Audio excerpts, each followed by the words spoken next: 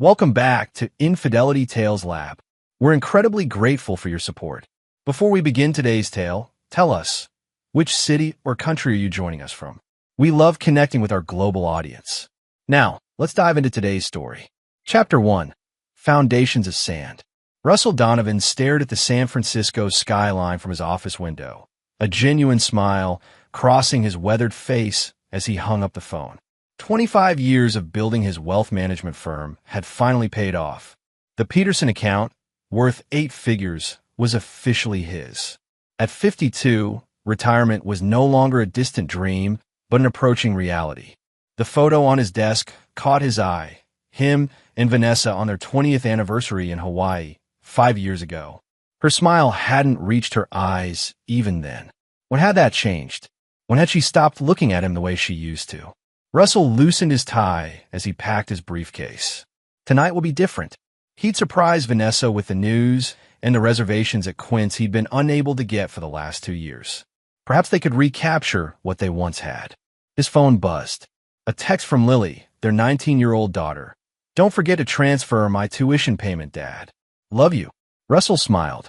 At least one relationship in his life remained uncomplicated. Lily was thriving at Stanford, following her dream of becoming an architect. The tuition was steep, $60,000 a year plus expenses, but seeing her flourish made every penny worth it. As he drove his Tesla Model S home through the evening traffic, Russell reflected on his marriage. 25 years with Vanessa. They'd met at Berkeley, both ambitious and driven. She'd abandoned her law degree when Lily was born, a sacrifice she'd reminded him of with increasing frequency over the years. The Grand Tudor-style house in Presidio Heights was dark when Russell arrived home, except for the kitchen light. No surprise there. Vanessa's charity events frequently kept her out late. He'd hoped tonight might be different. A note on the refrigerator read, "Working late with the Foundation Gala Committee. Don't wait up. V." Russell poured himself 2 fingers of Macallan and wandered through the quiet house. Their housekeeper, Maria, had left everything immaculate as always. He paused by the photographs lining the hallway, a visual timeline of their family. The early pictures showed genuine happiness. When had Vanessa's smile become practiced? When had Lily started to resemble her mother, not just in looks, but in that careful, measured expression? Upstairs in his home office, Russell settled in to review some client portfolios.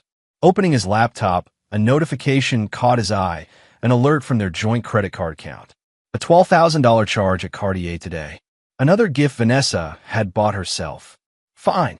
The Peterson account would more than cover it. But something nagged at him. Vanessa had been shopping a lot lately. Clothing, jewelry, spa treatments. He clicked through their accounts, calculating. Over $50,000 in personal expenses in the last 3 months alone. His phone rang.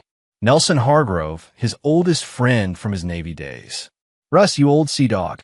How about that fishing trip next weekend? Colorado's rainbow trout are calling my name." Russell smiled. "Nelson, perfect timing. I need a break from the city. Everything okay with you and the Ice Queen?"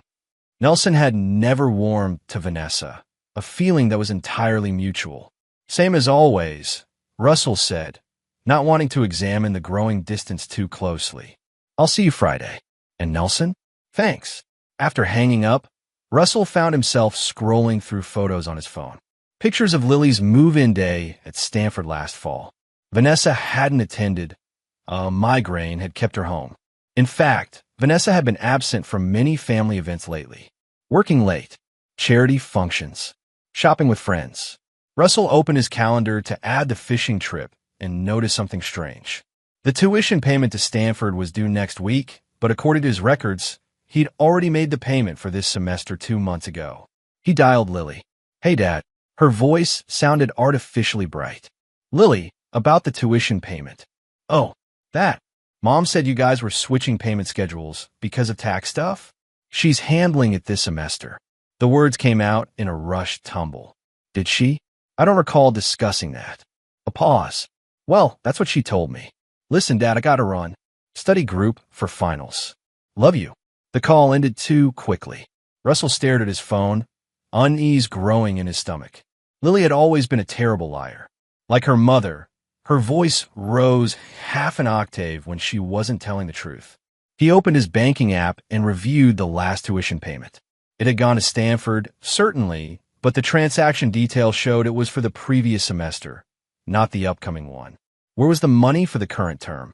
Russell poured another scotch and began reviewing all their accounts. Credit cards, investment portfolios, their joint checking and savings. On the surface, everything appeared normal. But as he dug deeper, he noticed small discrepancies. Transfers to accounts he didn't recognize. Withdrawals and increments just under $10,000, the reporting threshold for banks. By midnight, Russell had identified over $200,000 that had moved through their accounts to unknown destinations in the past 6 months. Something was very wrong, and Russell Donovan, the man who built his reputation on meticulous attention to financial details, was determined to find out what. Chapter 2. Shadows and Whispers. The next morning, Russell called his office claiming a family emergency, then drove to Stanford instead of heading to work. He needed to see Lily in person. Something didn't add up, and his daughter's sudden evasiveness suggested she knew more than she was saying. The sprawling campus was busy with students rushing to morning classes. Russell waited outside Lily's dormitory, watching young people hurry past with backpacks and coffee cups, their futures still unwritten. Lily emerged at 9:30, but she wasn't alone. A man walked beside her, mid-40s, expensively dressed in casual attire that probably cost more than most people's formal wear. His hand rested on Lily's shoulder with familiar ease. Russell remained in his car, observation skills from his military days kicking in automatically. The man was laughing, keys dangling from his fingers, keys to a Porsche Taycan that Russell recognized with a jolt. It was the same electric blue color as the one he'd custom-ordered 3 months ago, but rarely drove. The man hugged Lily goodbye with the comfortable affection of someone who had done so many times before. As the Porsche pulled away, Russell snapped several photos with his phone, capturing the license plate. Instead of approaching Lily, Russell drove to a coffee shop off campus and called his firm's in-house investigator. "Byron, I need a favor." Discreet, off the books. Russell forwarded the photos. "Find out everything you can about this man." With that in motion, Russell drove back to San Francisco and parked near the headquarters of the Presidio Heights Preservation Foundation, Vanessa's pet charity project. From his vantage point, he could see the foundation's offices, but remained invisible behind tinted windows. At 1:30 p.m., Vanessa emerged from the building with 2 women Russell recognized from her social circle. They air-kissed goodbye before Vanessa walked to her Mercedes GLE. Russell expected her to drive home, or perhaps to one of her usual shopping destinations. Instead, she drove to the Marina District and parked near a boutique hotel overlooking the bay. Russell followed at a distance, watching as she entered the lobby with the practiced confidence of someone who had been there before. He waited 15 minutes before entering himself. The young man at the reception desk smiled professionally. "I believe my wife came in a few minutes ago," Russell said casually. "Vanessa Donovan?" She texted that she left her sunglasses in the restaurant yesterday. The desk clerk's expression shifted subtly. "Oh."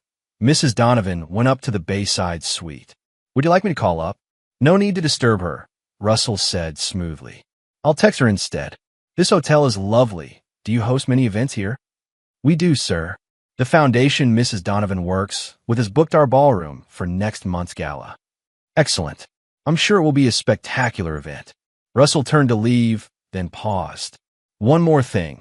Who should I speak with about making a substantial donation to the foundation? My wife handles most of our charitable giving, but I'd like to surprise her." "That would be Mr. Riker. Preston Riker. He's the foundation's development director." The clerk lowered his voice conspiratorially. "Between us, sir, he and your wife have been working very closely on the upcoming gala. They're quite dedicated." Russell maintained his pleasant expression while his mind processed this information. "Preston Riker. I'll be sure to contact him. Thank you for your help." Back in his car, Russell's phone buzzed with a text from Byron, Preston Riker, 45. Real estate developer turned nonprofit fundraiser. Divorced twice. Financial troubles behind the polished facade. Tax liens, lawsuit from investors last year. More details in your secure email. A second text arrived from Nelson. Fishing trips ago. Bringing some new toys you might want to see. Military-grade surveillance equipment from my security firm. Perfect for catching the big ones. Russell stared at the hotel's elegant entrance. The pieces were coming together, forming a picture he had never wanted to see. His wife and this man, this financially troubled developer, were planning something. And somehow Lily was involved. That evening, Russell returned home before Vanessa for the first time in months. He moved through the house with new awareness, seeing it as a crime scene investigator might. In Vanessa's home office, her computer was password protected, but Russell knew her habits. She used the same password for everything, Lily's birthday and their street address.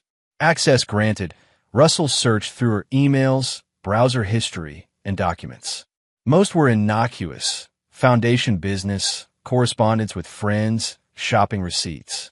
Then he found a folder labeled Malibu Project. Inside were architectural plans for a beachfront property, communications with contractors, and a purchase agreement. The buyer was listed as an LLC, New Beginnings Holdings. Further digging revealed New Beginnings Holdings was registered 6 months ago with Preston Riker as the primary stakeholder, and Russell felt his blood pressure rise. Vanessa Donovan as co-owner.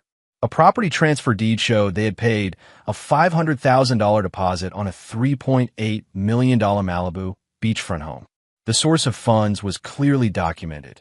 Wire transfers from an account Russell didn't recognize, but with familiar amounts matching the unexplained withdrawals from their joint accounts. Russell was calculating his next move when he heard Vanessa's car in the driveway. He quickly closed everything, ensuring the computer returned to exactly the state he found it. Vanessa entered looking flushed and vibrant, more animated than he'd seen her in years. Her smile faltered momentarily when she saw him. "Russell, you're home early. Thought I'd surprise you."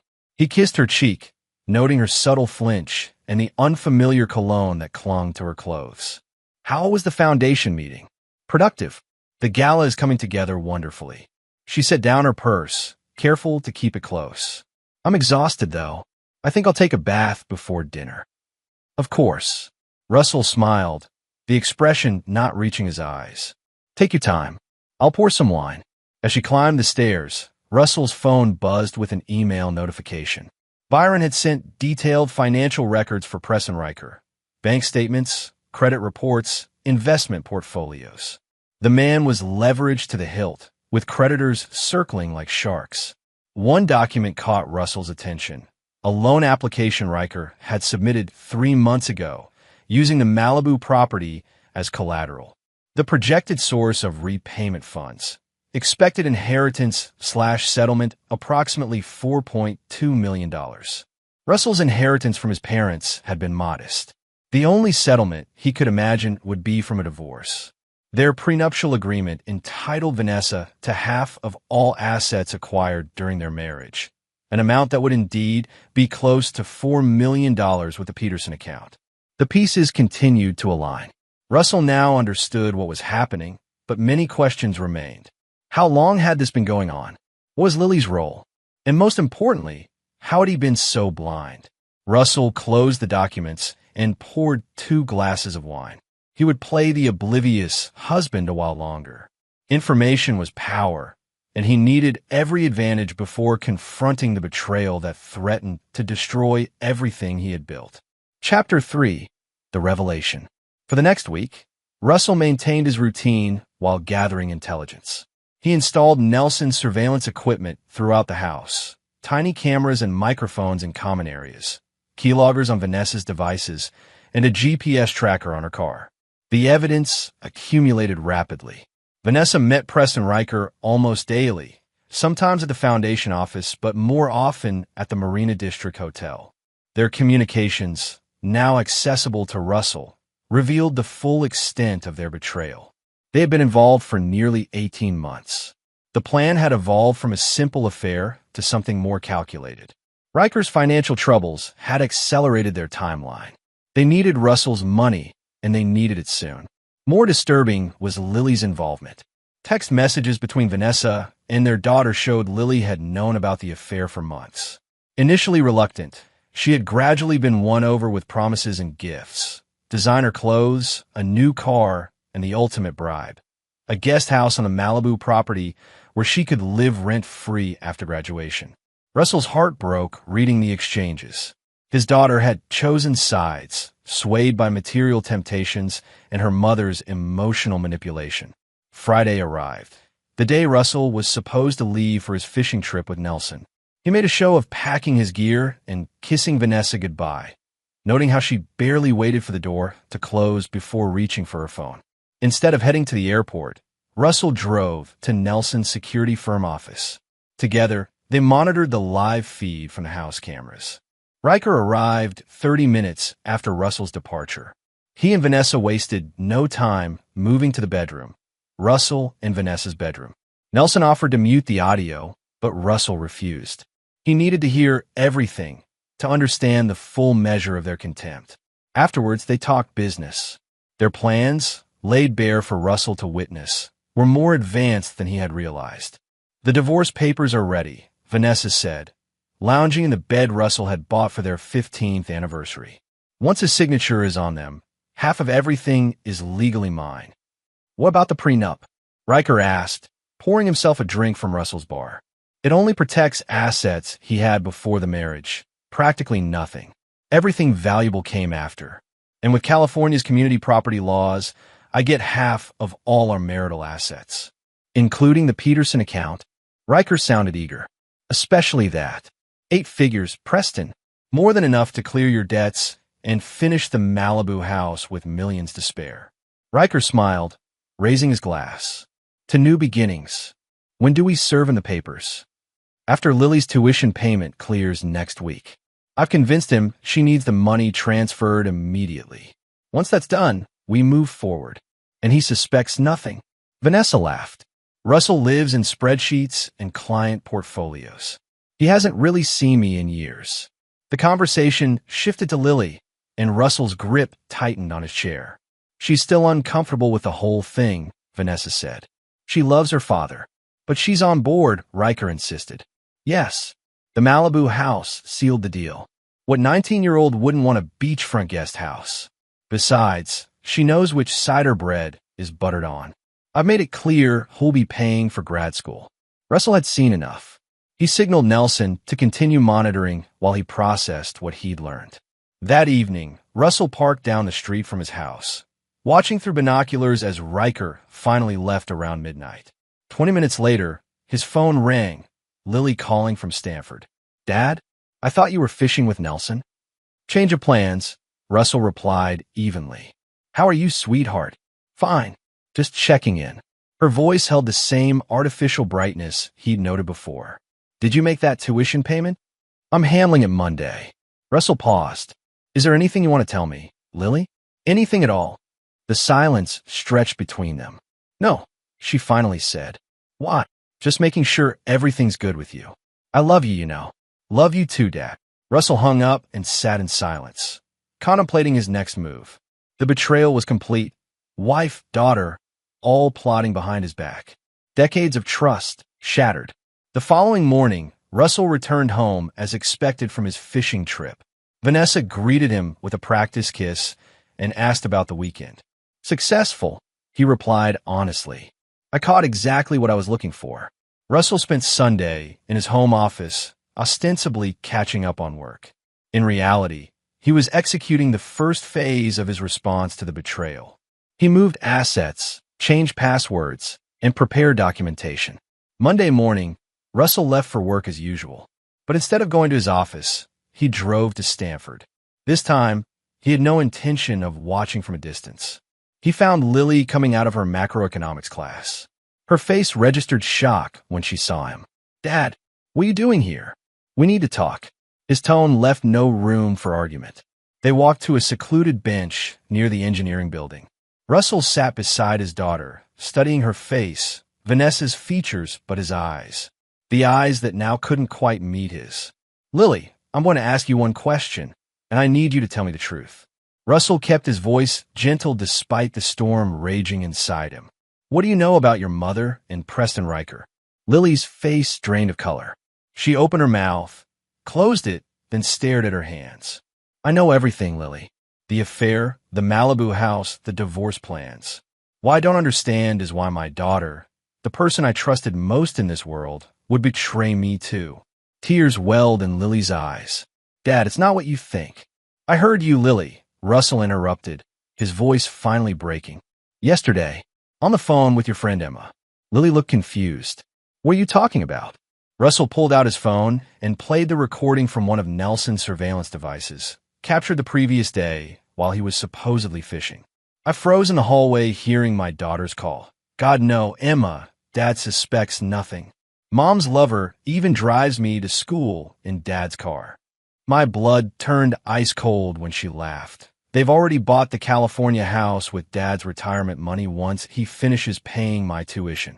That night, I drained every account, canceled all college payments, and slapped divorce papers on her pillow.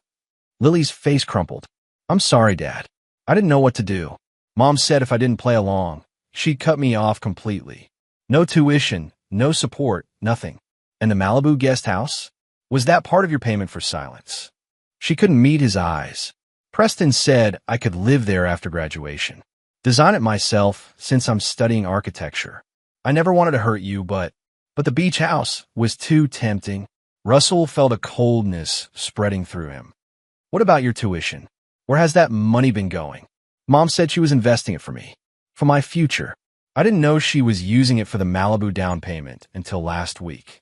Lily wiped her tears. What are you going to do? Russell stood, looking down at his daughter, this stranger wearing Lily's face. What am I going to do? I'm going to show you and your mother exactly who you've been underestimating all these years.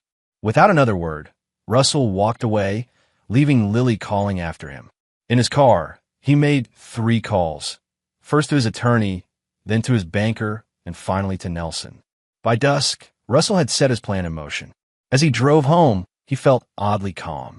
The shock and pain had crystallized into something harder, colder, and infinitely more dangerous. A calculated determination to restore justice by any means necessary. When he arrived home, the house was quiet. Vanessa's car was in the driveway, but no lights were on. Russell entered silently, moving through the darkened house until he found her in the kitchen, drinking wine and texting. He stood in the doorway, watching her for a long moment before speaking. Hello, Vanessa. She jumped, nearly dropping her phone. Russell, you startled me. I didn't hear you come in. Clearly, he remained in the doorway. We need to talk. Can it wait until morning? I've had a long day. I'm sure you have. Russell stepped into the kitchen. Planning a new life must be exhausting. Vanessa's expression shifted, wariness replacing irritation. What are you talking about? Preston Riker, the Malibu house, divorce papers. Russell's voice remained eerily calm. Did I miss anything? The color drained from Vanessa's face. She gripped the counter for support. Russell, I can explain. No need. I understand perfectly. He placed a document folder on the kitchen island. These aren't the divorce papers you and Preston prepared. These are mine. My terms, my conditions. You can't just. I've already done it, Vanessa. Every account emptied. Your credit cards canceled. The tuition payment stopped. As of this afternoon, the Peterson account is in an irrevocable trust that neither you nor any divorce court can touch. Vanessa lunged for her phone, but Russell was faster. He held it out of reach. Preston can't help you now. No one can. Russell's eyes were glacial. You chose to destroy our family for a beachfront fantasy with a man drowning in debt. Now you can live with that choice, without my money to fund it. Vanessa's shock gave way to fury. You won't get away with this. California is a community property state. Half of everything is legally mine. Russell smiled, a cold expression that never reached his eyes. Check the prenup again. The infidelity clause you apparently forgot about. And as for community property, you'll need to find it first. He tossed her phone onto the counter and turned to leave. At the doorway, he paused, delivering the final blow. I spoke with Lily today. She told me everything. Another relationship you've poisoned with your greed. He looked back at his wife of 25 years, a stranger now. You have until tomorrow to pack your things and leave. The house keys. The car keys. Everything stays. Vanessa's voice shook with rage and desperation. You think this is over? You have no idea what I'm capable of. Perhaps not, Russell conceded. But you're about to learn exactly what I'm capable of. And believe me, Vanessa, you won't like the lesson. With that, Russell walked upstairs to the guest bedroom, leaving his shattered marriage and the woman who had destroyed it behind him. Phase 1 of his response to betrayal was complete. The real retribution was just beginning. Chapter 4, Scorched Earth. By dawn, Russell had barely slept, but his mind was crystal clear. He showered and dressed in one of his best suits, armor for the battlefield he was about to enter. When he came downstairs, Vanessa was waiting in the kitchen, her expression a mixture of fury and calculation. You've made your point, she said, attempting a conciliatory tone. Let's discuss this reasonably. There's nothing to discuss. Russell prepared his coffee. Did you not understand me last night? You have until noon to leave. This is my house, too. Vanessa's facade cracked. You can't just throw me out. Actually, I can. Russell sipped his coffee. The house is owned by Donovan Family Trust, which I control as sole trustee. You're now an unwelcome guest. Noon, Vanessa. Her eyes narrowed. I've called Preston. He's contacting his attorney. You won't get away with hiding assets before a divorce. I'm not hiding anything. I'm protecting what's mine from thieves. Russell checked his watch. 10 hours remaining. I suggest you start packing. Vanessa's phone buzzed. She read the message, her face paling. What have you done to Preston's accounts? Nothing that wasn't already inevitable. His creditors just received some interesting information about his assets and upcoming income expectations. You bastard. Vanessa's voice trembled. You're destroying him. He tried to steal my life. Consider this a proportional response. Russell gathered his briefcase. I'll be at the office. If you're still here when I return, I'll have you removed. At his firm, Russell called an emergency meeting with his executive team. In concise terms, he explained that he was dealing with a personal situation that might have professional repercussions. My wife and I are separating under hostile circumstances, he told them. She may attempt to access company information or accounts. All security protocols are now at maximum. Any contact from Vanessa should be directed to me immediately. Byron, the firm's investigator, handed Russell a thick folder. Everything on Riker and the Foundation, as requested. The financial irregularities go deep. The Foundation's board will receive an anonymous tip about the misappropriation of funds by tomorrow. Thank you, Byron. Russell glanced at the material. Continue monitoring all communications. I want to know their next move before they make it. By noon, Russell received a text from Nelson, who was watching the house. Ice Queen departed with 6 suitcases and a lot of jewelry. Locks changed as instructed. Russell allowed himself a moment of grim satisfaction before focusing on Phase 2. Over the next 8 hours, he dismantled the financial web Vanessa and Preston had built. He contacted every financial institution where they held joint accounts, providing evidence of Vanessa's unauthorized transfers. He froze the assets of New Beginnings Holdings through an emergency injunction, citing fraud. He placed a lien on the Malibu property, effectively halting any further transaction. He submitted documentation to the IRS flagging potential tax evasion in Vanessa and Preston's property dealings. By evening, his phone was ringing constantly. Vanessa, Preston, unknown numbers likely belonging to their attorneys. Russell ignored them all. At 7 p.m., Lily called.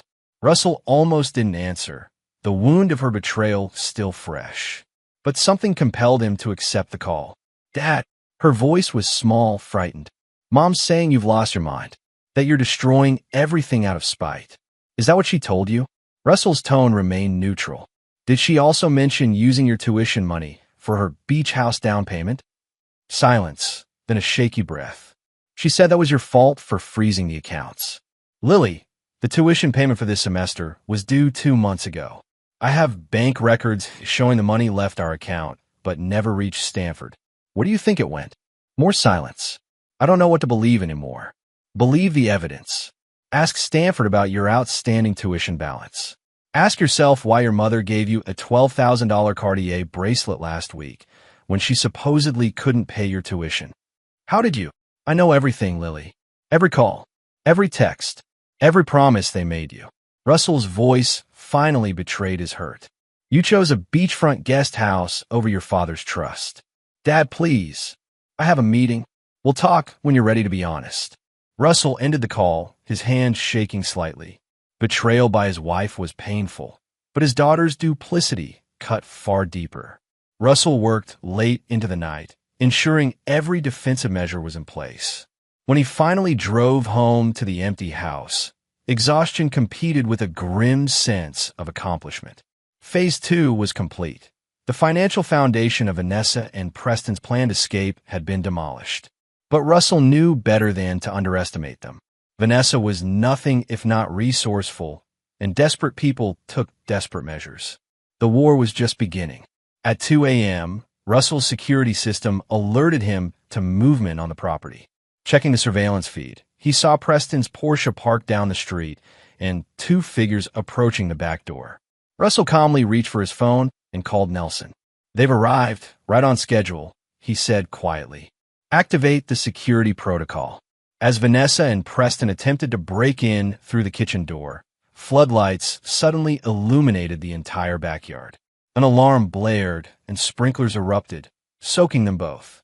From hidden speakers, Russell's recorded voice announced, "Security breach detected. Law enforcement has been notified. Facial recognition cameras active." The pair retreated in panic, stumbling across the now muddy lawn. Nelson's team captured everything on high-definition video from multiple angles. Russell watched their retreat on his security monitor, allowing himself a small smile. The night's events would prove useful in the battles to come. The next morning, Russell received a call from an unexpected source, Gerald Kincaid, the chairman of the Presidio Heights Preservation Foundation. "Russell, I've just received some very disturbing information about financial irregularities involving Preston Riker and potentially your wife. Would you be available to meet today?" "Of course, Gerald. My office at 2 p.m. The meeting confirmed what Russell already knew. Preston had been siphoning foundation funds for months, using fake contractors and inflated invoices. With Vanessa's help as event coordinator, they had diverted nearly $300,000 intended for historical preservation projects. "We're pursuing criminal charges," Gerald informed him gravely. "I wanted to speak with you first, given Vanessa's involvement." "I appreciate your courtesy, Gerald, but please proceed as you would with any other case of embezzlement. My wife's actions are her own responsibility." As Russell expected, the Foundation's investigation triggered a cascade of consequences. By nightfall, Preston Riker's name was leading local news broadcasts, his reputation in free fall as multiple financial improprieties came to light. Vanessa called repeatedly, her messages evolving from threats to desperate pleas. Russell listened to each one, unmoved. She had made her choice. Now she would face the consequences. Late that night, Russell received another call from Lily. Her voice was subdued, humbled. "Stanford Financial Office called me in today. They said my tuition hasn't been paid for this semester or last. They're threatening to withdraw me from classes." A pause. "Mom's not answering my calls." "I imagine she's quite busy," Russell replied evenly. "The Foundation is pursuing criminal charges against her and Preston for embezzlement." Lily gasped. "Criminal charges? Dad, you have to help her." "Why would I do that?" "Because she's my mother, your wife, the woman who stole from me, betrayed me, and manipulated you against me." Russell's voice remained calm. "No, Lily, I don't have to help her. She made her choices. So did you. What about my tuition? I'll lose everything if I'm withdrawn." Russell considered his response carefully. This was his daughter, despite her betrayal. "I'll make arrangements with Stanford tomorrow. Your education won't suffer for your mother's crimes." "Thank you," Lily whispered. Then, hesitantly, "Dad, I'm sorry. I never wanted." "We'll discuss it when you come home this weekend," Russell interrupted. "If you still want to be part of this family, be here Friday night." After hanging up, Russell sat in the darkness of his home office, surrounded by evidence of betrayal and the tools of his response. The house felt empty, hollowed out by deceit. But beneath the pain, a cold satisfaction was growing. Justice served his way on his terms. Phase 3 would begin tomorrow, moving from defense to offense.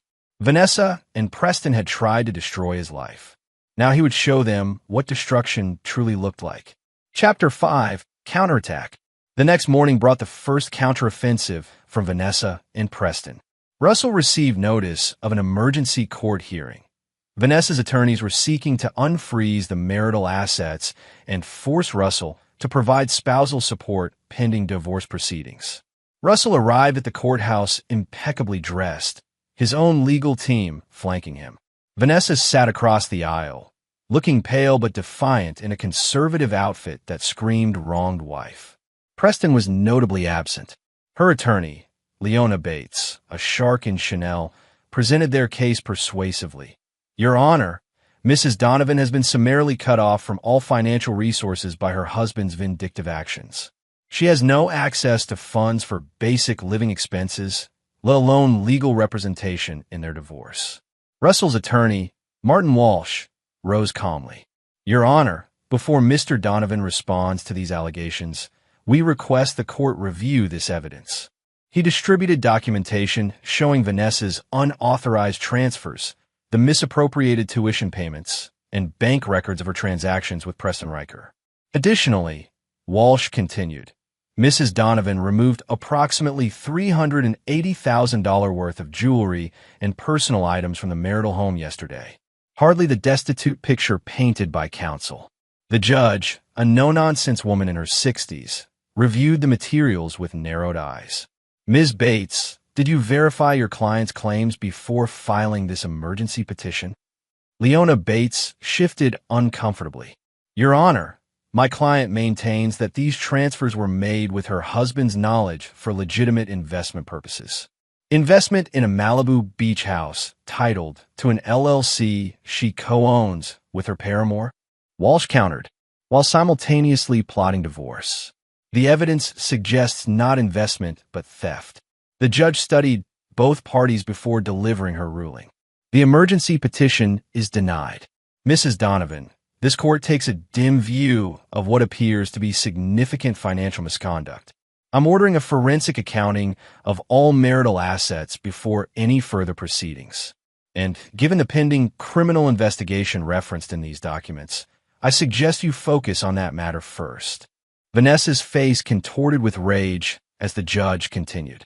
Mr. Donovan, while I'm denying your wife's petition, I expect you to release reasonable funds for her basic living expenses. $5,000 per month should suffice until the forensic accounting is complete. Russell nodded respectfully. Of course, Your Honor. Outside the courthouse, Vanessa confronted him, her composure cracking. You think you've won? This is just starting.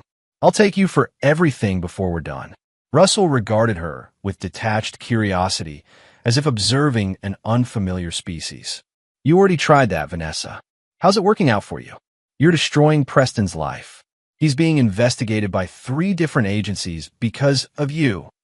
Because of me? Russell raised an eyebrow. I didn't embezzle from a charity or use stolen money for a beach house. Those were your choices. Vanessa stepped closer, lowering her voice. What about Lily? Are you going to punish your own daughter too? I've arranged to pay Lily's tuition directly to Stanford. Unlike you, I don't use my child as leverage. Russell checked his watch. Now, if you'll excuse me, I have a business to run. One you won't be getting half of, by the way. As Russell walked away, Vanessa called after him. This isn't over. You have no idea what's coming. Russell didn't turn around, but his mind was already calculating the next moves in this chess game of vengeance. Vanessa was right about one thing. This was far from over. Back at his office, Russell received a call from Byron. We've got a situation. Riker's attorney is claiming you used illegal surveillance to gather evidence against them. They're threatening criminal charges for invasion of privacy. An interesting strategy, Russell replied, unconcerned. Schedule a meeting with Walsh and the security team. Let's prepare our response. The meeting convened in Russell's conference room an hour later. Nelson's security expertise proved invaluable. All surveillance was conducted on your property with appropriate notifications, Nelson explained. The exterior cameras are clearly visible and marked with security signage, fulfilling disclosure requirements. The interior monitoring of common areas in your home is completely legal in California. especially given that you're the homeowner. Walsh nodded. They're fishing for leverage. I'll prepare a countersuit for defamation if they pursue this. Russell considered the situation. They're desperate. Preston's reputation is in tatters, his financial house of cards collapsing.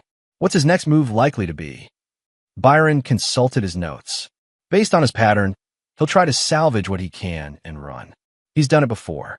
After his last divorce, he disappeared in Mexico for 6 months, then re-emerged with a new business venture and a changed name. So he'll abandon Vanessa when she's no longer useful, Russell concluded. Interesting. Can we accelerate that outcome? Nelson leaned forward. I might have an idea. My team has been monitoring their communications. Riker is already showing signs of strain, blaming Vanessa for their current predicament. If we apply the right pressure, do it, Russell authorized. Whatever it takes to drive that wedge deeper. The strategy unfolded over the next 48 hours. Nelson's team strategically leaked information to Riker, suggesting Vanessa was considering a deal with prosecutors to testify against him in the Foundation embezzlement case. Simultaneously, Vanessa received anonymous tips that Preston was planning to flee the country with what remained of their funds. By Friday morning, the trap had sprung. Preston Riker was arrested at San Francisco International Airport, attempting to board a flight to Costa Rica with $180,000 in cash in his carry-on. The money was quickly identified as part of the missing Foundation funds. Russell watched the news coverage with grim satisfaction. One opponent neutralized, but he knew Vanessa would be more resilient and potentially more dangerous than her partner. That evening, Lily arrived home from Stanford as instructed. She stood awkwardly in the foyer, looking younger and more vulnerable than her 19 years. Mom's been arrested, she said without preamble. Did you know that would happen? I suspected it might, Russell answered honestly. The evidence against her and Preston is substantial. Lily's eyes filled with tears. What happens now? To her? To us? Russell studied his daughter, seeing both the child he'd raised and the young woman who had betrayed him. That depends on a number of factors, including your mother's choices going forward. And yours. Mine. You participated in their deception, Lily. You knew about the affair, the stolen money, the plans to divorce me and take half of everything I've built. Russell's tone was not accusatory, but matter-of-fact. I need to understand why. Lily sank onto the stairs, her shoulders slumping. It was gradual. Mom started confiding in me last year. How unhappy she was, how you were never really present. Then she introduced me to Preston. He was charming, attentive, everything she said you weren't anymore. And you believed her. She's my mother. Lily looked up, tears streaming down her face. She said if I didn't support her, I'd lose her forever. That she'd move to Malibu, and I'd be stuck with you. Then she started talking about my future, how Preston could help me get internships, connections in architecture. The guest house was just part of it. So you chose the side you thought would benefit you most, Russell observed. It wasn't like that. Lily protested. I was scared of losing her. And confused. She made it sound like you were the villain, cold, distant, controlling. And now? What do you think now? Lily wiped her tears. I don't know who to trust anymore. Everything's falling apart. Mom's in jail, my tuition wasn't paid, and you're like someone I don't even recognize. People reveal their true selves when betrayed, Russell said simply. Your mother and Preston showed who they really are. So did you. And yes, so did I. What happens to me now? Lily asked, her voice small. Russell sighed, feeling the weight of parenthood despite everything. You'll finish your education. I've arranged that with Stanford. Beyond that, rebuilding trust takes time and genuine effort. The choice is yours. Later that night, after Lily had gone to bed, Russell received a call from an unknown number. It was Vanessa calling from jail. They're setting bail at $500,000, she said without greeting. I need you to post it. Why would I do that? Because despite everything, we were married for 25 years. Because I'm Lily's mother. Neither of those facts erases what you did, Russell replied evenly. You conspired to steal my money, destroy my life, and turn my daughter against me. Actions have consequences, Vanessa. I'll tell them everything, she threatened. How you spied on us, manipulated evidence, set Preston up. By all means, make those claims, Russell interrupted. It will only add perjury to your charges. A long silence followed. When Vanessa spoke again, her voice had lost its edge. What do you want, Russell? Everyone has a price. I want justice. Not the kind meted out in courtrooms, but real justice. Russell's voice hardened. You thought I was a pushover, a predictable, boring provider you could discard when convenient. You're learning otherwise. So this is revenge. I prefer to think of it as education. A costly lesson in the consequences of betrayal. Vanessa's voice trembled slightly. Will you at least tell Lily? I need to see her. That's her decision to make, not mine. Russell paused. Goodbye, Vanessa. He hung up, knowing this conversation would not be their last. Vanessa would continue fighting, using every weapon at her disposal. But with each passing day, her arsenal diminished while his grew stronger. Phase 3 was proceeding exactly as planned. The counterattack had succeeded beyond expectations. Now was time for the final phase, the complete dismantling of Vanessa's world, just as she had attempted to dismantle his. Chapter 6, The Depths. 2 weeks passed with Vanessa remaining in county jail, unable to make bail. Preston Riker had been released on bond, but with his assets frozen and his passport confiscated, he was effectively trapped. The criminal investigation into their financial misconduct had expanded to include tax evasion, wire fraud, and conspiracy. Russell maintained his normal routine, running his firm with his usual precision while advancing his plan. Each day brought new revelations, new leverage to use against those who had betrayed him. Byron's investigation had uncovered connections between Preston and several questionable business associates, with links to money laundering. This information, anonymously provided to federal investigators, had opened yet another line of inquiry. At home, Russell and Lily existed in an uneasy truce. She attended classes at Stanford during the week, returning to the house on weekends as required by Russell. Their conversations remained stilted, limited to practicalities. The trust between them was shattered, its reconstruction a slow, uncertain process. On a rainy Tuesday, Russell received an unexpected visitor at his office, Leona Bates, Vanessa's attorney. This is a courtesy call, she stated, declining his offer of a seat. My client is prepared to make a deal. Full divorce, no claims on your assets, in exchange for dropping all charges and providing a statement to help resolve her legal situation. Russell smiled faintly. Ms. Bates, your client faces multiple felony counts backed by substantial evidence. She attempted to steal millions from me while conducting an affair and conspiring with her lover to defraud a charitable foundation. What exactly am I supposed to gain from this deal? Leona's professional demeanor slipped slightly. A clean break. No protracted legal battles. The chance to move on with your life. I'm quite comfortable with my current trajectory. Thank you. Vanessa made her choices. Now she can live with the consequences. This vendetta isn't healthy, Mr. Donovan. For anyone involved, including your daughter. Russell's expression hardened. Spare me the psychological assessment, counselor. You're representing a woman who would have happily destroyed my life without a second thought. Consider yourself fortunate I'm not including you in my response to that attempt. After Leona departed, Russell took a moment to center himself. The confrontation had stirred emotions he preferred to keep tightly controlled. Anger was useful only when channeled precisely, not when it clouded judgment. That evening, Russell received a text from Lily. Visited Mom today. She's in bad shape, begging me to convince you to help her. Russell didn't respond immediately. Instead, he poured himself 2 fingers of Macallan and reviewed his strategy. The vice was tightening around Vanessa and Preston. But as they grew more desperate, they became more unpredictable. Dangerous. His phone rang. Nelson, we've got movement. Riker met with some unsavory characters at a bar in Oakland.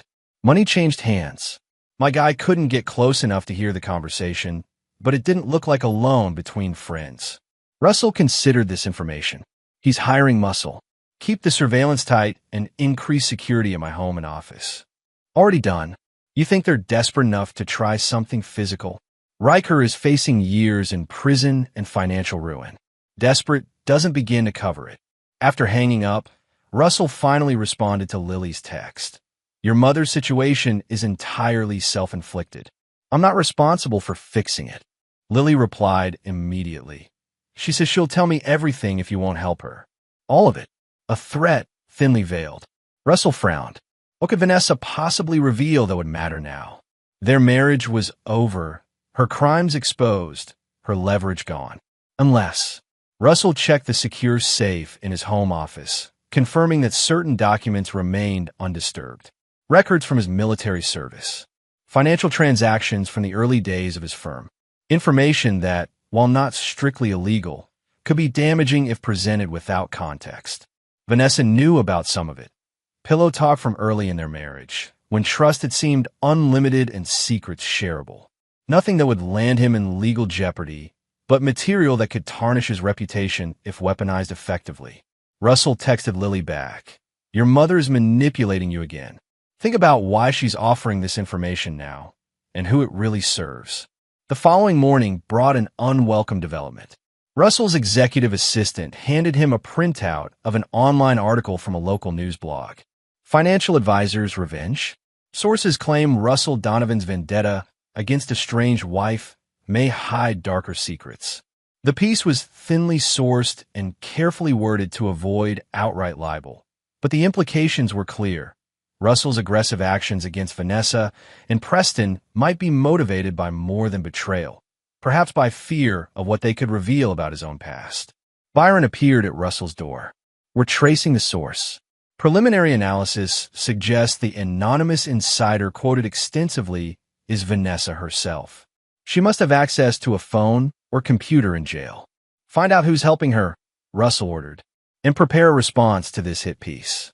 Already drafting a cease and desist letter. But Russell, Byron hesitated. Is there any truth to these insinuations? Anything I should know about to counter effectively? Russell met his investigator's gaze steadily. Nothing illegal. Some gray areas from the early days of building my business. Standard industry practices that look questionable to outsiders. Understood. We'll handle it. But the article was just the opening salvo. By afternoon, Russell's phone was buzzing with messages from colleagues, clients, and industry contacts, all expressing concern, offering support, or simply fishing for gossip. The Presidio Heights Preservation Foundation called to postpone a meeting about Russell potentially taking over as chairman. A major potential client emailed to delay signing their management agreement. The whisper campaign was working, creating just enough doubt to cause hesitation. Russell maintained his composure, but inside, cold fury was building. Vanessa had crossed into new territory, attacking not just his marriage, but his professional reputation, the foundation of everything he had built. That evening, as Russell worked late in his office, the building's security system alerted him to an unauthorized entry attempt. Surveillance footage showed two men in maintenance uniforms try to access the executive floor outside normal hours. Russell immediately contacted Nelson, who dispatched a security team. The men fled before they could be apprehended, but their intentions seemed clear. This wasn't a robbery attempt, but something more targeted. When Russell finally returned home under security escort, he found Lily waiting in the living room. Mom called me again, she said without preamble. She's saying things about you, Dad. About your business practices, your military service, something about offshore accounts. Is any of it true? Russell studied his daughter's troubled face. Some of it contains elements of truth, twisted to sound sinister. Your mother is fighting for her life right now, Lily. She'll use any weapon available. What really happened between you two? Before all this? Lily's eyes pleaded for understanding. Were you always headed for this kind of ending? Russell sat heavily in his leather armchair, suddenly feeling the weight of the past weeks. Your mother and I had a good marriage once, but success changed both of us. I became more focused on building security for our family. She became more focused on the lifestyle that security provided. That doesn't explain her affair, or why she was willing to destroy you. People rationalized their worst behaviors. Lily, Vanessa convinced herself I didn't see her, didn't appreciate her sacrifices. Preston offered excitement, flattery, and a fantasy future. The money was just a means to that end. And now you're destroying them both, Lily observed quietly.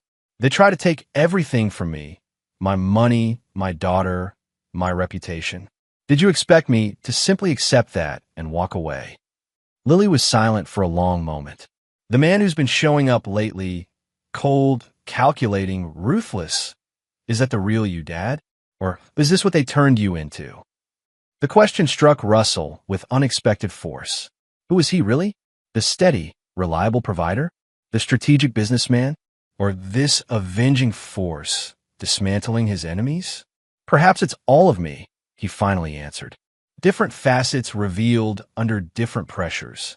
Later that night, alone in his study, Russell faced the truth Lily's question had exposed. The vengeance consuming him now was indeed satisfying, but at what cost? His relationship with his daughter hung by a thread. His professional reputation, previously unassailable, now faced scrutiny. The victory he sought might leave him with a hollow kingdom. Yet he couldn't stop now. Vanessa and Preston had escalated beyond financial betrayal to attacking his character, his business, potentially even his physical safety. Retreat wasn't an option. Russell opened his laptop and began typing, a comprehensive strategy for the final phase of his response. No more measured retaliation, no more gradual pressure. It was time to end this completely and definitively. For hours, he worked, mapping out a coordinated legal, financial, and informational campaign that would leave Vanessa and Preston with no resources, no reputation, and no future. Every vulnerability, every pressure point, every weakness would be exploited simultaneously and relentlessly. When he finally finished, the plan before him was both brilliant and terrible, a blueprint for absolute destruction that would leave nothing but ashes in its wake. Russell stared at the document, his finger hovering over the send button that would distribute the instructions to his team and set the final phase in motion. One click, and there would be no turning back. In that moment of hesitation, Russell confronted the man he had become, and the man he might yet be if he continued down this path of all-consuming vengeance. The choice he made would define not just the outcome of this battle, but the shape of his life moving forward. Chapter 7. The Precipice. Russell did not sleep that night. Instead, he sat in his darkened study, the comprehensive revenge plan still open on his laptop, unsent. The first light of dawn found him in the same position, contemplating not just his next move, but the endgame it would precipitate. At 6 a.m., his phone rang. Nelson, his voice tense. There's been an incident at Lily's dormitory. Someone broke into her room last night. She's unharmed, but shaken. Campus police are investigating. Russell's blood ran cold. Where is she now? Security has moved her to a hotel. My team is with her. This wasn't random, Russell. Her laptop was stolen, and her room was searched systematically. I'm on my way. Russell ended the call and moved with military efficiency, grabbing essentials and heading for his car. During the drive to Stanford, Russell's mind processed the implications. Vanessa and Preston had crossed a line he hadn't anticipated, involving Lily directly. Whether they sought information, leverage, or simply meant to send a message, they had made a catastrophic mistake. At the hotel, Lily ran to him as he entered the room, throwing her arms around him with a desperation that spoke volumes. For the first time since discovering her betrayal, Russell embraced his daughter fully, the protective instinct overriding all else. They took my laptop, she said, her voice muffled against his shoulder. All my design projects, my thesis work, everything. We'll recover it, Russell assured her. Were you hurt? No, I was at the library when it happened. Lily pulled back, her expression troubled. Dad, they left something on my bed. A folder with your name on it. Russell tensed. What was in it? Papers about offshore accounts in the Cayman Islands. Transaction records. Something about consulting payments to military contractors. Lily's eyes searched his. The campus police have it now. They said they'd need to report it to financial authorities if it suggested illegal activity. The trap was elegant in its simplicity. By placing the documents in Lily's room and ensuring their discovery by law enforcement, Vanessa and Preston had initiated an investigation that Russell couldn't easily derail. "Did you read the documents?" Russell asked carefully. "Some of them. They didn't make much sense to me." Lily hesitated. "Are you in trouble, Dad?" Russell considered his response. The documents were likely authentic, records from the early days of his firm when he had structured certain transactions to maximize client returns through legal but complex offshore strategies.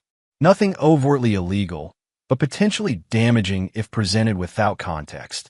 "Those records are from over 20 years ago, Lily. The transactions were legal, but could be misinterpreted without proper context." Russell's mind was already calculating countermeasures. "I need to make some calls." For the next hour, Russell coordinated with his legal team, while Nelson's security personnel swept the hotel room for surveillance devices and established a secure perimeter. "The documents were bait," Russell explained to Martin Walsh, his attorney. "They want to trigger regulatory scrutiny to distract me from their prosecution. Classic misdirection. I'll contact our connections at the Financial Crimes Enforcement Network," Walsh assured him. "We'll get ahead of this, frame the narrative properly." After establishing immediate countermeasures, Russell turned his attention back to Lily. She sat on the hotel bed, looking younger and more vulnerable than he'd seen her in years. "Why are they doing this?" she asked. "If they wanted to hurt you, why involve me?" "Because you're my weakness," Russell admitted. "The one area where I'm vulnerable. They know that. Even Mom. She put me at risk just to get back at you. Your mother is desperate, Lily. Desperate people justify unconscionable actions." Russell sat beside her. "This ends now. I'm taking you home where I can ensure your safety while I deal with this situation conclusively." Lily nodded, too shaken to argue. As they prepared to leave, Russell made a final call to Byron. "Execute Protocol Omega," he instructed cryptically. "Full spectrum, no reservations." Protocol Omega wasn't the destruction plan he drafted last night, but something more targeted yet equally devastating.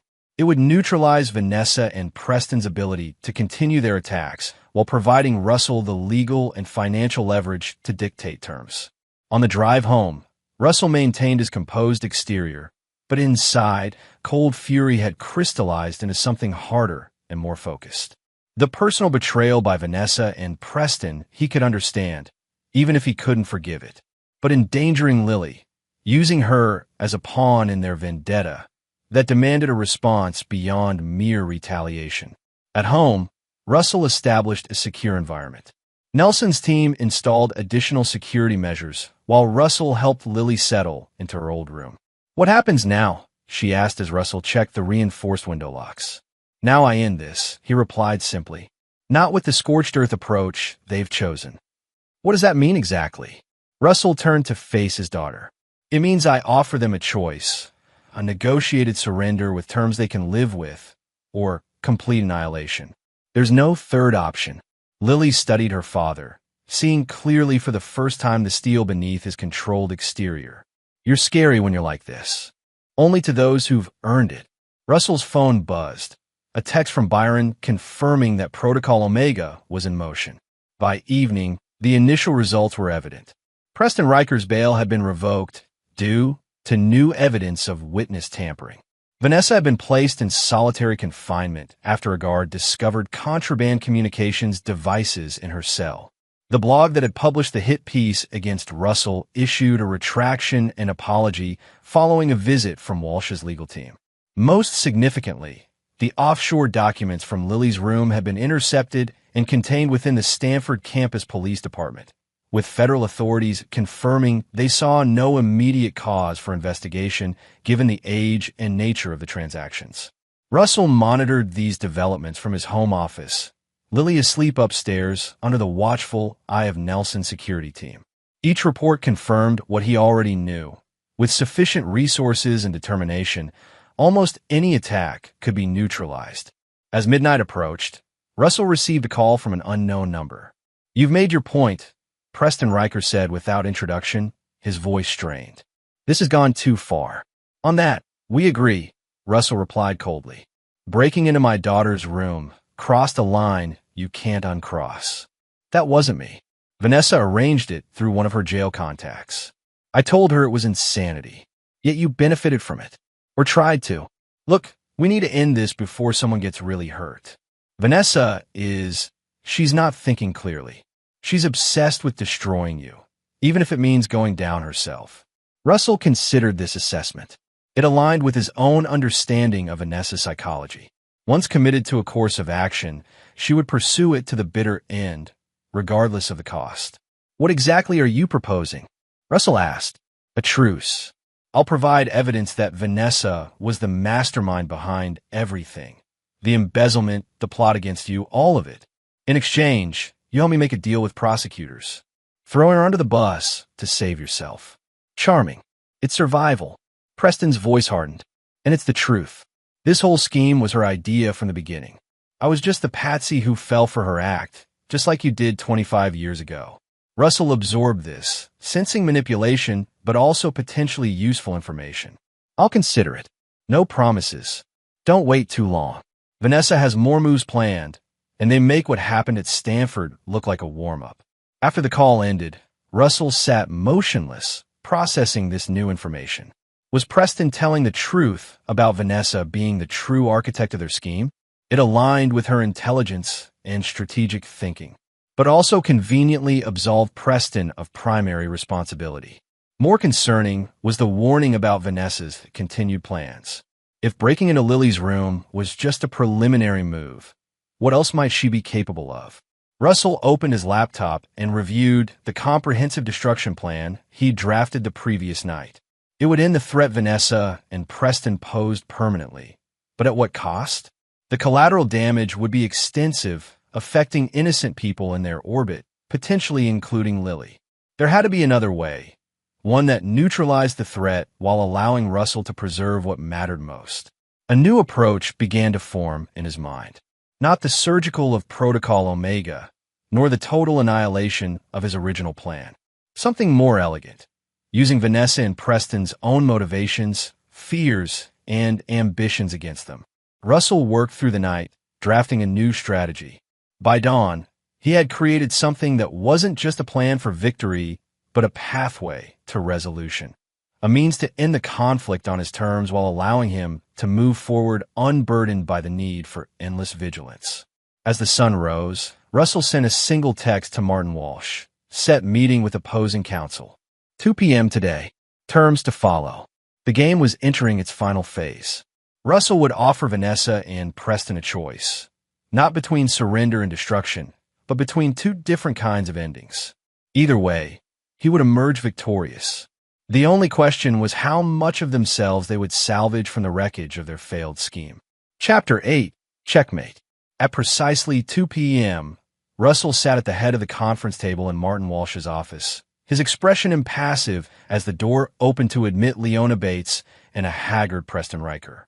Vanessa, still in custody, was absent but represented by Bates. Thank you for agreeing to meet, Walsh began formally. My client has a proposal to resolve our current situations. Leona Bates maintained her professional demeanor, though the strain showed around her eyes. We're listening, though I should note that this meeting doesn't constitute an admission of wrongdoing by either of my clients. Russell allowed himself a small smile. Let's dispense with the legal fictions, Ms. Bates. Your clients attempted to defraud me of millions, conspired to steal my retirement funds, and most recently, endangered my daughter in a misguided attempt to distract from their own crimes. Preston shifted uncomfortably, but remained silent. You've requested this meeting, Bates countered. I assume you have something constructive to offer beyond accusations. Indeed. Russell opened a folder and slid identical documents to each person at the table. These are the terms under which I'm willing to end this conflict. As they read, Russell observed their reactions. Bates maintained her poker face, but Preston's expression cycled through disbelief, anger, and finally, calculation. The proposal was straightforward. Vanessa would agree to a divorce on Russell's terms, relinquishing all claims to marital assets except for a lump sum of $500,000, enough to start over modestly, but not the millions she had hoped to secure. Preston would provide comprehensive evidence of the foundation embezzlement, taking primary responsibility in exchange for Russell's influence in securing a reduced sentence. Both would sign legally binding non-disclosure agreements regarding Russell's personal and professional affairs, with catastrophic financial penalties for violations. In return, Russell would withdraw certain evidence from the criminal proceedings, potentially reducing their legal exposure from multiple felonies to lesser charges. Most critically, they would permanently sever all contact with Lily unless specifically initiated by her.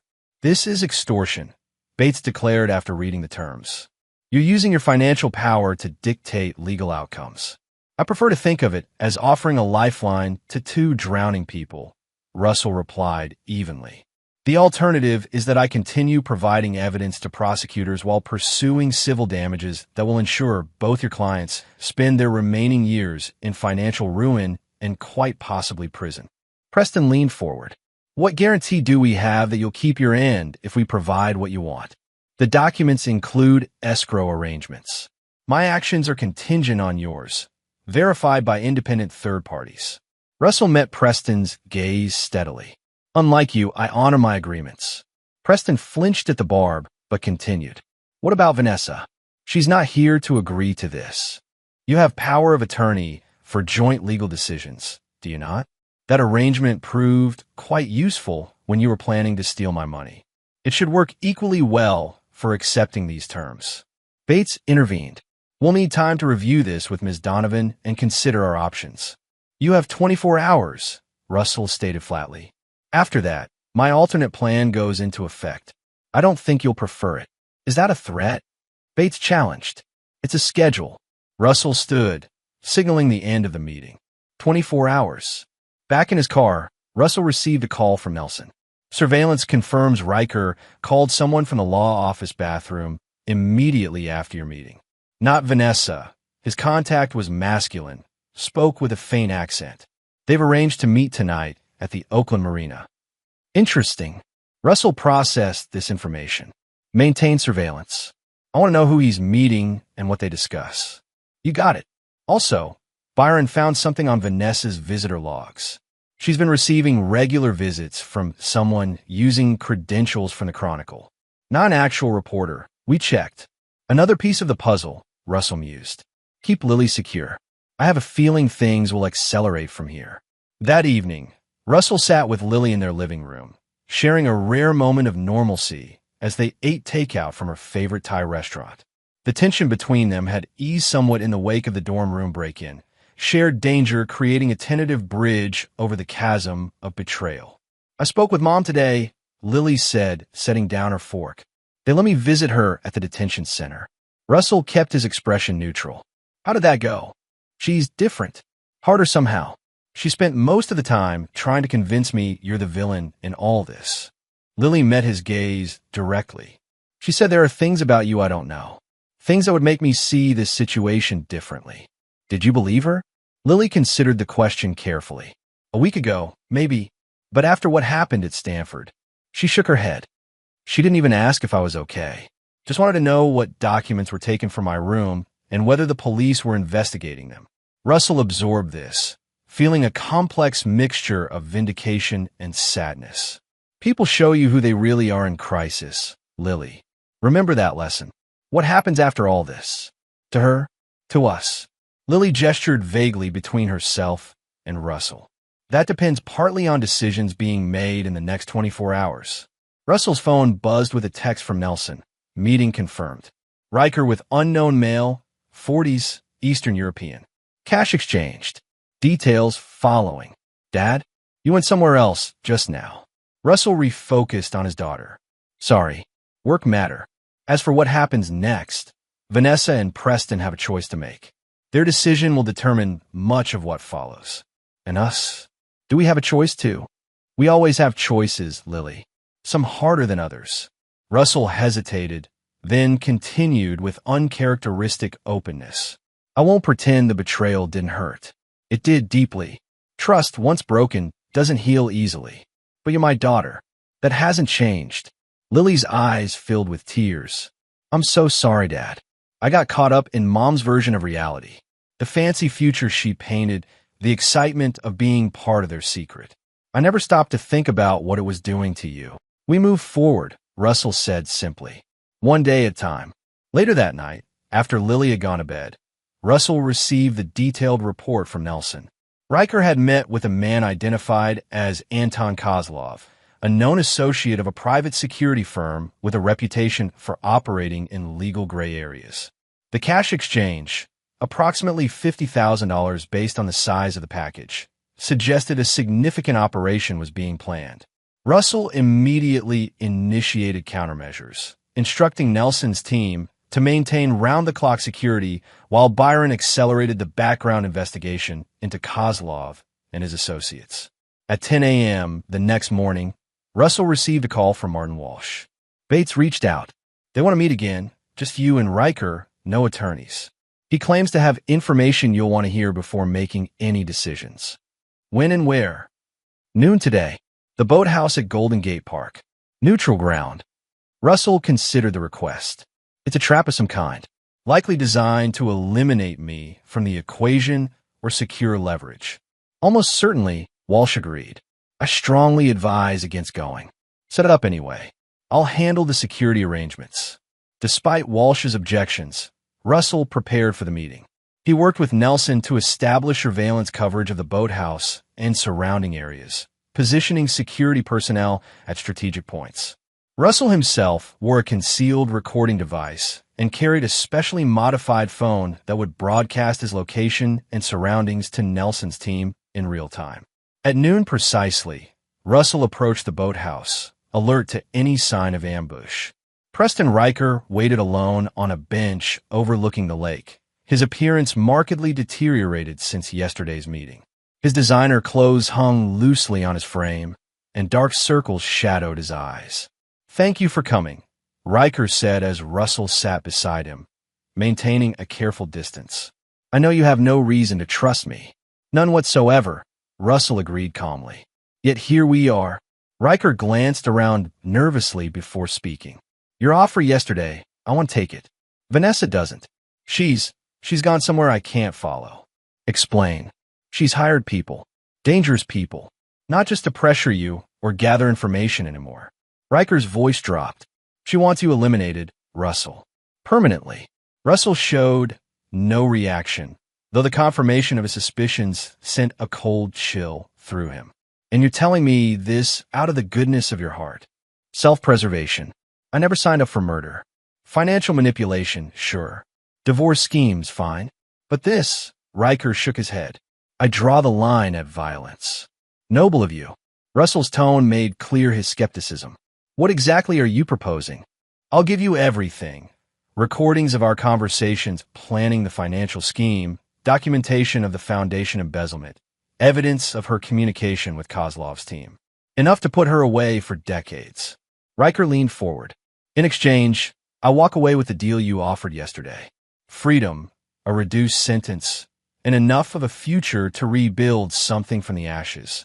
Russell studied the man who had seduced his wife, plotted to steal his money, and participated in endangering his daughter. Pathetic now, desperate, but still calculating angles and opportunities.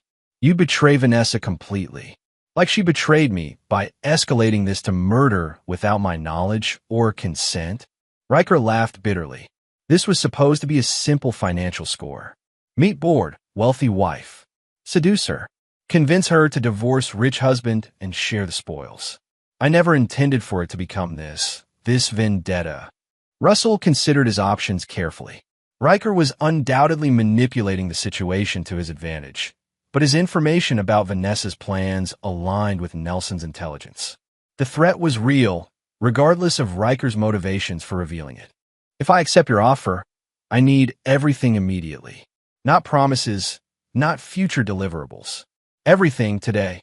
Done." Riker reached slowly into his jacket, telegraphing his movements to avoid alarming Russell. He withdrew a USB drive. "It's all here. Encrypted, but I'll provide the key once we have a formal agreement."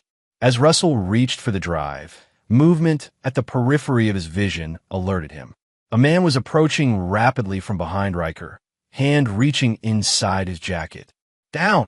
Russell shouted, lunging forward and tackling Riker as a muffled shot rang out. They tumbled behind the bench as Nelson's security team converged on the shooter. Chaos erupted briefly, then controlled professional activity as the would-be assassin was subdued. Russell rose cautiously, noting the blood spreading across Riker's shoulder. "You saved my life," Riker gasped, clutching his wound. "Why?" Russell didn't answer immediately, watching as Nelson's team secured the area and summoned medical assistance. The shooter was face down on the ground, zip-tied and under guard. "Consider it a down payment on our agreement," Russell finally replied. "Assuming that USB contains what you claim." Within hours, the situation had transformed dramatically. Riker, treated for a bullet graze at a private medical facility, had provided the encryption key for the USB drive. The contents were exactly as promised. Comprehensive documentation of Vanessa's orchestration of the entire scheme, from the initial seduction to the foundation embezzlement to the recent escalation to violence.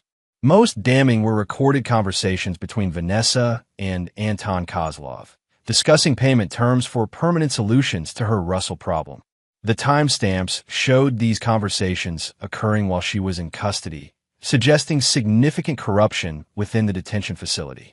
Russell provided this evidence to authorities, triggering immediate action. Vanessa was transferred to a higher security facility under enhanced monitoring. Kozlov and 3 associates were arrested while conducting surveillance of Russell's home. The detention center guard who had facilitated Vanessa's unauthorized communications was suspended pending investigation. By evening, Russell sat in his study reviewing the preliminary legal assessment from Walsh's team.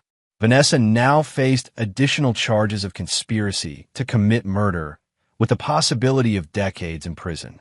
Riker, while still facing significant legal jeopardy, had positioned himself for a much-reduced sentence in exchange for his cooperation. The immediate danger had passed, but Russell felt no satisfaction in the victory. Instead, a profound weariness settled over him as he contemplated the wreckage of his former life. His marriage was destroyed, his daughter traumatized, his sense of security fundamentally altered. Even in triumph, the cost seemed almost too high to bear. Lily appeared in the doorway, her expression solemn. "Nelson told me what happened today. You could have been killed, but I wasn't." Russell managed a tired smile. "And now the worst is over." "Was it Mom? Who sent that man to shoot at you?" Russell hesitated, then nodded. "Yes. She's crossed lines I never imagined possible." Lily sank into the chair opposite his desk. "I keep thinking there must have been signs. Ways I could have seen what she was becoming." "We see what we expect to see, Lily. I miss the signs too." Russell closed the legal documents. "But that's over now. We move forward. What happens to her? To Preston? They face the consequences of their actions. The legal system will determine the specifics." Russell studied his daughter's face. "Are you ready for that? For what it means?" Lily nodded slowly. "I think so. I've been talking to a therapist at school. She says I need to separate my love for Mom from her actions. To understand that loving someone doesn't mean excusing what they've done." Wise advice. Russell hesitated, then continued. "I want you to know something, Lily. Through all of this, the betrayal, the schemes, even today's violence, my priority has always been protecting you. Everything else was secondary. I know that now." Lily's eyes filled with tears. "I just wish I'd seen it sooner." As night fell, Russell received final confirmation from Walsh that all legal mechanisms were in place. The agreement with Riker was formalized, Vanessa's new charges were filed, and the protective measures for Russell and Lily were established on a long-term basis. The immediate battle was won. The war was effectively over. Yet as Russell stood at his office window, looking out the San Francisco skyline, he wondered about the true nature of victory. He had overcome those who sought to destroy him, but at what cost to his own humanity? The cold, calculating strategist who had orchestrated this counteroffensive was a side of himself he had never fully acknowledged before. The question now was whether that aspect of his personality would recede once the threat was neutralized, or whether it had permanently altered his character. Only time would tell if Russell Donovan, having survived betrayal and emerged victorious, could find his way back to something resembling peace. Chapter 9. Aftermath. 6 months passed, bringing autumn to San Francisco and a new rhythm to Russell's life. The legal proceedings against Vanessa and Preston had progressed with inevitability, their outcomes no longer in doubt, but merely awaiting formal confirmation. Preston Riker had received a 5-year sentence, eligible for parole in 3, in exchange for his comprehensive testimony against Vanessa.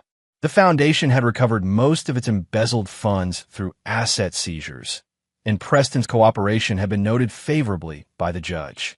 Vanessa's case had taken longer, complicated by the additional charges of conspiracy to commit murder.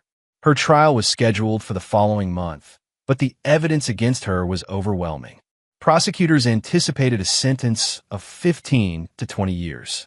Russell had maintained his distance from both proceedings, providing necessary testimony, but otherwise focusing on rebuilding his life and his relationship with Lily. The media interest had gradually faded as newer scandals captured public attention, allowing them precious privacy. On a crisp October Saturday, Russell sat on the deck of his new home in Sausalito, overlooking the bay. The Tudor mansion in Presidio Heights had been sold, too laden with memories to retain. This modern glass and steel structure, smaller but with spectacular views, represented his fresh start. Lily emerged from the house, carrying 2 cups of coffee. At 20, she had matured visibly through the ordeal, her face showing a new seriousness that occasionally made Russell's heart ache for the carefree girl she had been. "Dad, I got a letter from Mom yesterday," she said without preamble, handing him one of the cups. Russell accepted the coffee, his expression carefully neutral. What did she want? To apologize, supposedly. Lily settled into the adjacent chair. 4 pages about how she never meant for things to go so far, how Preston manipulated her, how her actions were driven by depression and feeling undervalued in the marriage. And do you believe her? Lily considered the question. Parts of it rang true. The feeling undervalued part, maybe, but the rest. She shook her head. I've heard the recordings, seen the evidence. She was the architect, not the victim. Russell nodded, relieved by his daughter's clear-eyed assessment. The months of therapy had helped her develop a healthier perspective on her mother's actions. Did she ask for anything? He inquired, already anticipating the answer. She want me to speak at her sentencing. Character witness. Lily's mouth twisted in a wry smile. Apparently having her daughter plead for leniency might sway the judge. And will you? No. Lily's response was immediate and firm. I'm done being her pawn. I told my therapist about the letter, and she helped me draft a response. I explained that I need distance, and that involving me in her legal strategy is exactly the kind of manipulation I'm trying to heal from. Pride warmed Russell's chest. That sounds like a healthy boundary. It wasn't easy, Lily admitted. Part of me still loves her. Probably always will. But loving her doesn't mean participating in her schemes or excusing what she did. They sat in companionable silence, watching sailboats crisscross the bay. The wounds remained, but they were healing, scabbed over with time and honest communication. I've been thinking about changing my major, Lily said eventually. Architecture is interesting, but what I really want to do is psychology. Maybe help people who've experienced family trauma. If that's your passion, I support it completely. Russell smiled. Stanford has an excellent psychology department. I know. I've already talked to my advisor about transferring. Lily hesitated. There's something else. I've been thinking about changing my name legally. Not my last name, she added quickly, seeing his expression. Just my first name. Lily feels like the person I was in the old life. I want something that represents who I'm becoming. What name are you considering? Sophia. It means wisdom. She looked at him uncertainly. What do you think? Sophia Donovan. Russell tested the name. It has strength. If it represents who you feel you are becoming, then I think it's perfect. Later that afternoon, Russell met with Nelson at his security firm's headquarters. Their relationship had evolved from client and contractor to genuine friendship, forged in the crucible of crisis. The last of Kozlov's associates has been arrested, Nelson reported, sliding a file across his desk. Italian authorities picked him up in Milan yesterday. The entire network has been dismantled. Good. Russell scanned the document. Any indication of further threats? None. Your ex-wife remains in isolation with monitored communications only. Riker is focused on being a model prisoner to maximize his chances for early parole. The threat assessment is at its lowest level since this all began. Russell nodded, feeling a weight lift that he hadn't fully acknowledged was still there. Then I think we can scale back the security protocols.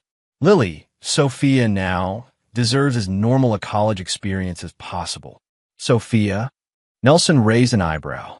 Her choice. New name, new chapter. Russell closed the file. Speaking of new chapters, I've been considering your offer. Nelson leaned forward with interest. The security consulting position? I thought you were happy running your firm. I am. But recent events have shown me the value of your expertise. The partnership makes sense. My financial acumen, your security knowledge. We could offer high-net-worth clients comprehensive protection for both their assets and their personal safety. A niche market with significant growth potential. Nelson agreed, business instincts engaging. When would you want to start? January. New year, new venture. Russell stood, extending his hand. Draft the partnership agreement. I'll review it next week. That evening, Russell received an unexpected call. Martin Walsh, his attorney. I thought you want to know immediately. Walsh began without greeting. Vanessa has offered a full guilty plea in exchange for a reduced sentence. Russell paused, surprised despite himself. Why now? The evidence against her is overwhelming, but her attorneys were still preparing a vigorous defense. That's the interesting part. She's not contesting any of the charges: financial fraud, embezzlement, conspiracy to commit murder, all of it. In exchange, she's asking for a 20-year sentence with possibility of parole after 15. What's the catch? Russell asked, inherently suspicious of any concession from Vanessa. No catch, apparently. The DA's office is inclined to accept. It saves the state a costly trial, and 20 years is within the expected sentencing range anyway. Walsh paused. There is one unusual condition. She wants a 1-hour meeting with you before she enters the plea formally. Russell's instincts immediately triggered warning signals. Absolutely not. Whatever game she's playing, I'm not participating. I advised the DA's office you'd say exactly that. But they asked me to convey that the meeting would be fully monitored in a secure facility with guards present throughout. Her attorneys claim she wants to offer some form of closure. Closure, Russell repeated skeptically. More likely a final attempt at manipulation. Almost certainly, Walsh agreed. But consider this. If she's going away for 20 years, hearing whatever she has to say costs you an hour, but potentially provides insight that might help you and your daughter move forward. Russell considered this perspective. I'll think about it. No promises. After ending the call, Russell walked the perimeter of his deck, watching lights shimmer on the bay as he contemplated Walsh's suggestion. Part of him wanted nothing more to do with Vanessa, to leave her in the past where she belonged. But another part recognized that true resolution might require one final confrontation, a chance to understand, if not forgive. 3 days later, Russell sat in a sterile visitation room at the detention facility, waiting. The security protocols were extensive: metal detectors, pat-downs, multiple locked doors. No chances were being taken with a woman who had already attempted to arrange a murder. When Vanessa entered, Russell was struck by how much she had changed. Her designer clothes were replaced by a standard-issue jumpsuit, her carefully maintained appearance now utilitarian. Yet she carried herself with the same pride, chin lifted defiantly despite the circumstances. "Thank you for coming," she said, taking the seat opposite him. The table between them was bolted to the floor, the distance carefully calibrated to prevent physical contact. "I'm not here for your benefit," Russell replied evenly. "I'm here for answers." "Fair enough." Vanessa studied him, her gaze still shrewd despite everything. "You look well. Success suits you. Let's dispense with pleasantries. You wanted this meeting." "What?" Vanessa sighed, some of her composure slipping. "Contrary to what you might believe, I didn't plan for things to end this way. The original scheme was simple. Divorce you. Take half. Start over with Preston. No violence. No elaborate revenge plots. Yet here we are." Russell's tone remained neutral. You escalated to attempted murder. After you destroyed everything. For a moment, the old Vanessa flashed in her eyes, entitled, indignant. Then she visibly reined herself in. But that's not why I asked you here. Assigning blame is pointless now. Then what is the point? Lily. Vanessa leaned forward. I want you to tell her something for me, since she won't accept my letters anymore. Russell tensed. I'm not your messenger. Please, just this once. Something in Vanessa's voice, a vulnerability Russell had rarely heard, made him hesitate. What's the message? Tell her I'm not contesting anything, not making excuses, not blaming others. Tell her I accept full responsibility for my choices and their consequences. Vanessa's eyes glistened. And tell her that despite everything, my love for her was never part of the deception. It's the one true thing in this whole sordid mess. Russell studied his former wife, trying to gauge her sincerity. Why should I believe that? You used her as a pawn. You endangered her to get to me. Because mothers and monsters aren't mutually exclusive categories, Russell. Vanessa's smile held no humor. I can love my daughter genuinely while still being capable of terrible decisions that hurt her. Human complexity, something your black and white worldview never fully grasped. Russell absorbed this, recognizing an uncomfortable truth in her words. I'll consider telling her. No promises. Thank you. Vanessa straightened. There's one other thing. Not a request, information. Something you should know for your own protection. Russell's guard instantly rose. Go on. Preston isn't as defeated as he appears. He's maintained outside connections, preserved resources you haven't discovered. He blames you for everything. The failed scheme, his imprisonment, all of it. Why are you telling me this? Vanessa shrugged. Self-interest partly. I've accepted my fate. 20 years, potentially 15 with good behavior. At my age, that's a significant portion of my remaining life. If Preston's schemes cause additional investigations, my situation could worsen. And the other part? Russell pressed. Perhaps a small redemptive gesture. Insignificant against the balance of my actions, but something. Vanessa met his gaze directly. Despite everything, Russell, I did love you once. Before ambition and resentment corrupted it. Russell stood, signaling the end of their conversation. Goodbye, Vanessa. As he turned to leave, her voice followed him. One last thing. Lily, she's changing her name, isn't she? Becoming someone new. Russell paused, surprised. How did you know? Because it's what I would do in her position. Reinvention was always my specialty. Vanessa's smile held genuine sadness. Tell Sophia I wish her well with her new beginning. The guards escorted Russell out, through the multiple security checkpoints, and finally into the clear autumn air. He stood in the parking lot, processing the interaction. Vanessa remained manipulative to the end, yet the warning about Preston seemed genuine, as did her message for Lily, Sophia. That evening, Russell shared portions of the conversation with his daughter, including Vanessa's acknowledgement of responsibility and her message of love. Do you think she meant it? Sophia asked, her expression troubled. About accepting responsibility? I think she's accepted the inevitability of consequences, Russell replied carefully. Whether that constitutes genuine remorse is harder to determine.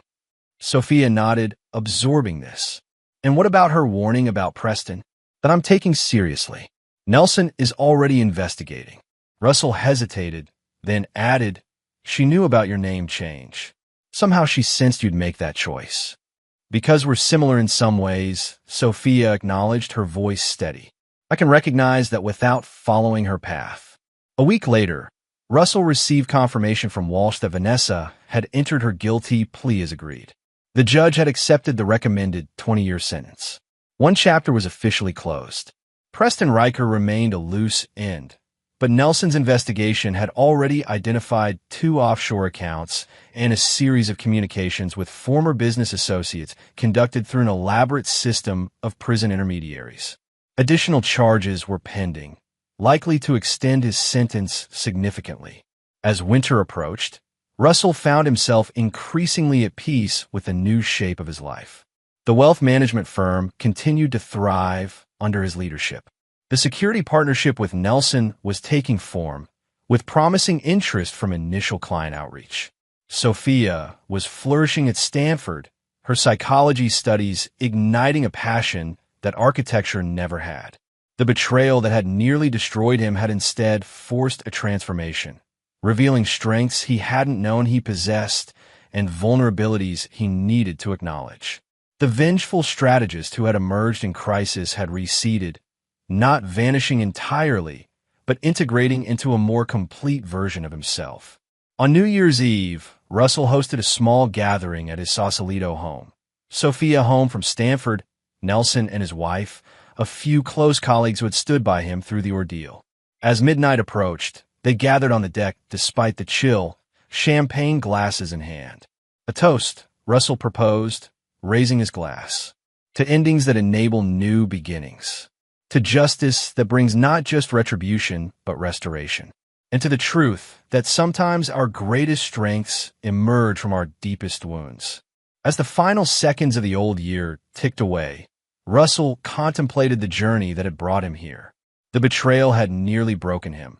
But in surviving it, in refusing to be defined by victimhood or consumed by vengeance, he had found a resilience he never knew he possessed. The new year arrived with promise and possibility. The price of betrayal had been paid in full by all involved. Now it was time to build something new from the hard-won wisdom of that costly education. Sophia touched her glass to his. To the future, Dad.